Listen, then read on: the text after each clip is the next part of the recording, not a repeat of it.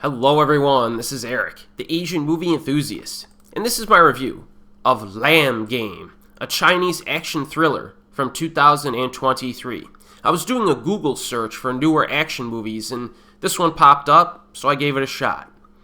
The following plot synopsis was taken from the website Onderhond. A crime deal gone wrong runs out of hand when the buyer calls the cops on the robbers. When they escape, they tear up a wedding, killing the groom on their way out. Several years later, the widow runs into the killers again when she forgets her archery gear after a lesson. The thieves are conducting another deal in the same building, and everyone gets locked in when the doors close for the night. A blind martial arts master living in the building is her only chance of escape. So this is a mainland Chinese production, but the story is set in Hong Kong during the 1990s. A bit odd, but there's not a lot of stress or reliance on production values, however, to recreate Hong Kong from the 90s because most of the film takes place indoors. Now, the opening visuals in this are pretty striking. Our protagonist is in her wedding dress, but she's lying on the floor and covered in blood. And then we cut immediately to a flashback showing the tragic events that preceded that opening shot. The new husband seems to be a cop of some kind. It's inferred through dialogue. So when the bad guys roll through, he tries to defend himself against the goons and ultimately fails and dies. And to make matters worse, these bad guys mock the wife after they kill her husband. So it's a pretty good, efficient way of setting up a conflict. Now, the script writing in Lamb Game, it's really not that good. This is basic action script writing here, with some flaws. There's one notable flaw off the top of my head. The conflict, is reignited by some huge contrivances, with multiple characters coincidentally crossing paths again. And it's not like the characters just so happen to be in the same building again, but that there are multiple little things that had to happen in order for them to actually cross paths within this building. So I don't know, maybe it was going for a destiny angle or a fate angle, but again, this is an action flick. Not a huge deal, but I felt like I had to point that out because you will notice it. Performances are fine. The lead actress is probably the weakest of the bunch, unfortunately. She's lacking in that X factor. Probably just pure charisma that would have brought this film up a notch. The good news is that a few of the supporting actors helped to compensate. The actor who played the blind dude was pretty cool. I liked him. And Lam Suet has a small role as well.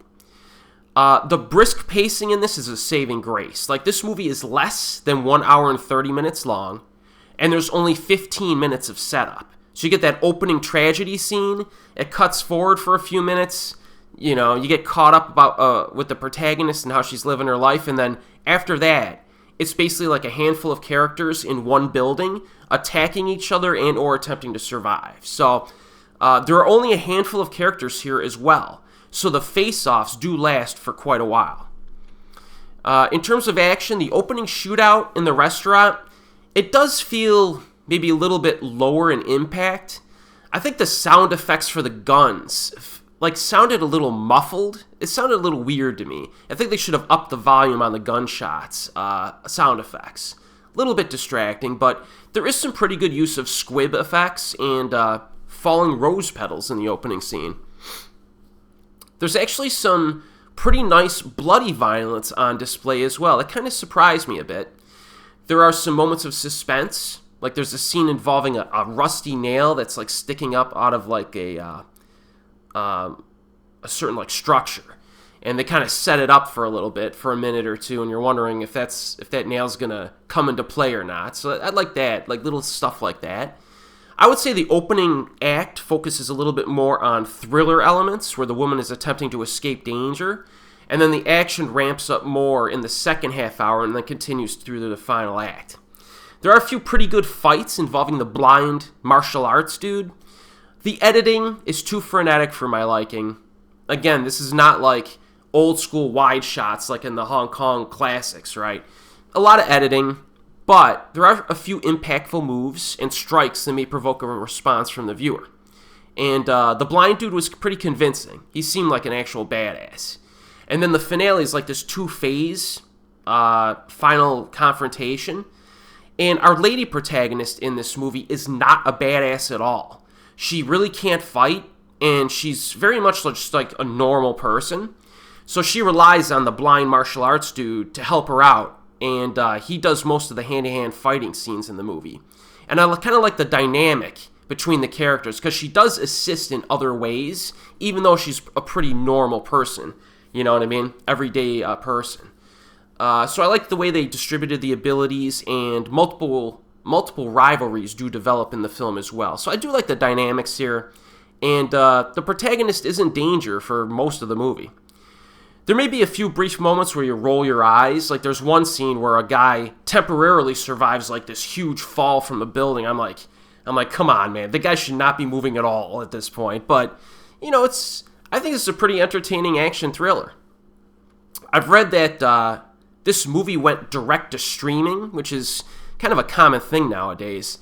But, like, the production values, they do feel maybe a little bit direct-to-video in style. If you're like an old-school guy like me, and you'd watch like a direct-to-video movie from the 90s, you can usually tell the difference between that and a theatrical film. And this kind of has a little bit of that vibe at times. You know, obviously the locations are a little bit limited. It takes place mostly in a big building. But the lighting is very colorful, you know, which is always something I enjoy. Lots of orange and green in this movie, with a few splashes of red. So at the end of the day, they made like a tightly paced, sufficiently entertaining action flick that looks pretty nice.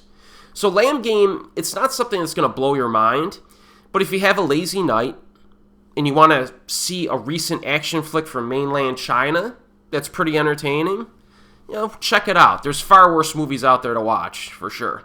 Currently available streaming on Tubi. And as always, folks, I'll see you next time.